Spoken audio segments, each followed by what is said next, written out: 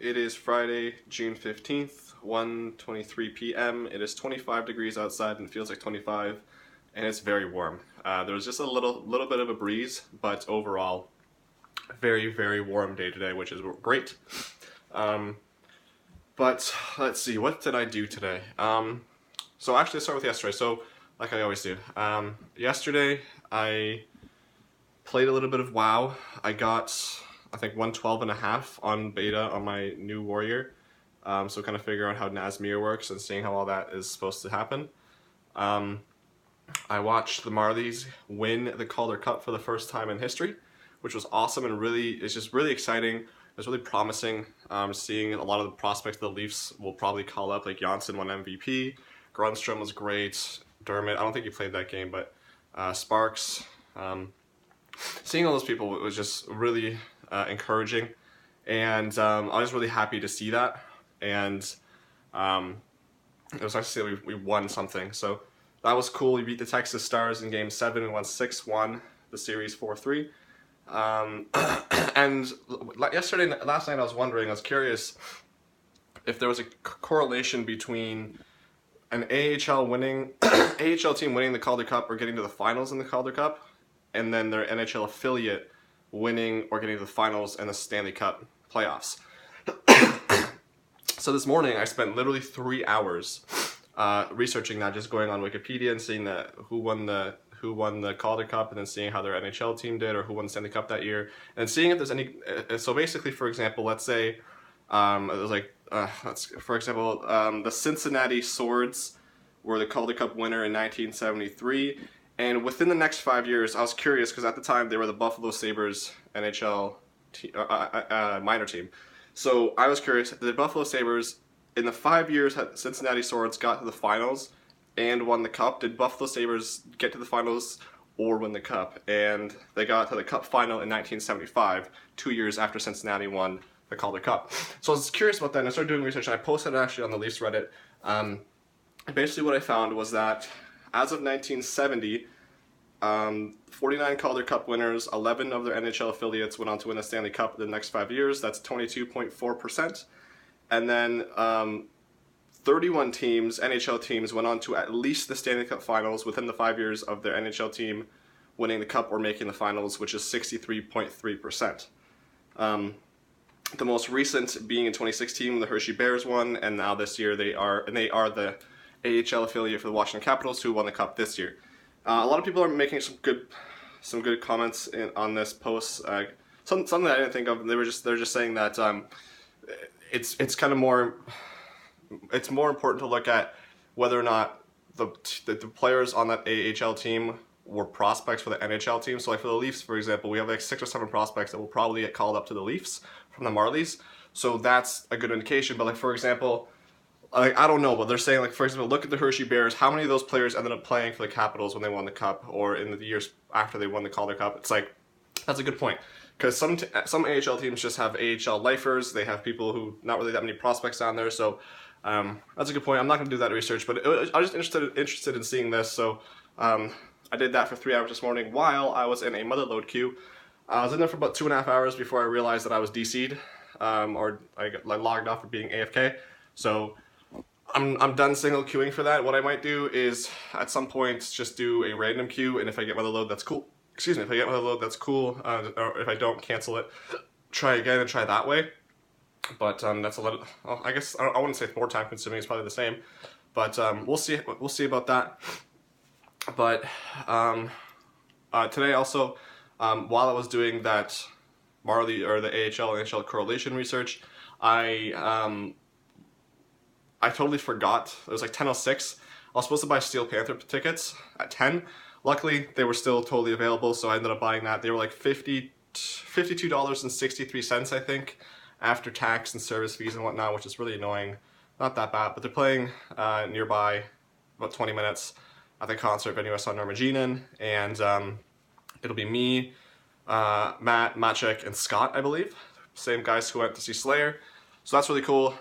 Never seen Steel Panther before. I've had this poster on my wall for ever since I moved down here, I'm pretty sure. So I had this poster upstairs when I lived upstairs still. So it'll be nice to finally see them live. I don't know who's opening. I forget who, I don't know the band who's opening. I read their name, but I don't know who they are. So I'll check them out before the show. But I'm really stoked about that. The other thing, Mastodon. I'm still considering whether or not I want to go see Mastodon and Downtown. I think tickets ended up being, I want to say they're either 35 plus tax and service fees. No, actually, I think you're buying, I think I have to buy them off Ticketmaster, so I think it would end up being something like $50 again for Mastodon, and I'm not really sure if I want to spend that much to see Mastodon. I'm still considering it, so we'll see. They're playing in, I think, August or something like that, or September, so that'll be fine. But yes, Steel Panther September 17th, I believe, it's the 27th, something like that. It's a Tuesday, so that'll be cool in September. Really looking forward to that show, so that'll be really cool. But there's two more bands that I was interested in seeing, or I was thinking about seeing. The first is a band called Mother Mother, and I knew of them. I had their discography on my computer, and they're playing in a couple weeks at the same place Steel Panther is playing. So I decided to listen to their discography, and it ended up being that I like them, but not enough to go see them live. So that was cool. And now what I'm doing is Sebastian Bach is also playing at the same venue at the end of the month. So I'm listening to his discography now, and I think I've listened to 2 albums. The first one was just like his first album, which was a whole bunch of covers that he did. His first actual album though, I really liked. So if it continues, I might go see him. We'll see. I mean, he's pretty legendary in the music scene, rock and metal. So I'll listen to Skid Row as well because he's the lead singer for them, and then I'll kind of decide whether or not I want to go. I think he also is a $50 ticket though, so we'll see how that goes. But yeah, yesterday I was listening to him. I finished Mother Mother and I listened to a couple of his albums. I'll probably listen to a few more today.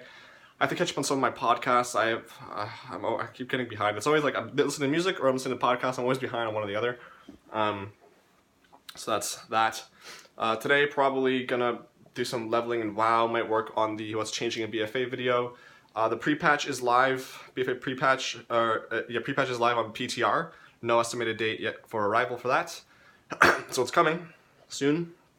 Other than that, I might play some Call of Duty World War II, was playing that for a bit yesterday, having a decent amount of fun. Might play some Battlefield as well, we'll see. I might reinstall Rocket League. I haven't played it since like the 23rd of May. I just got really upset and I uninstalled it, and I was like, I'm not going to play until the new season. The new season started in early June, I believe.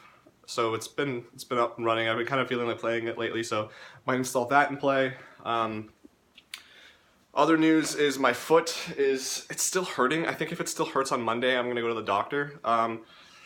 I really don't know what it is. It's like right now when I'm walking, totally fine. But like when I woke up this morning, just putting pressure on it hurt so bad. And then it got easier. And then like on the side of my foot, like if I do like that, well, it doesn't hurt now, of course. But like that was hurting earlier. So I don't know. It's like hurting and then it's not. So I really don't know what the problem is.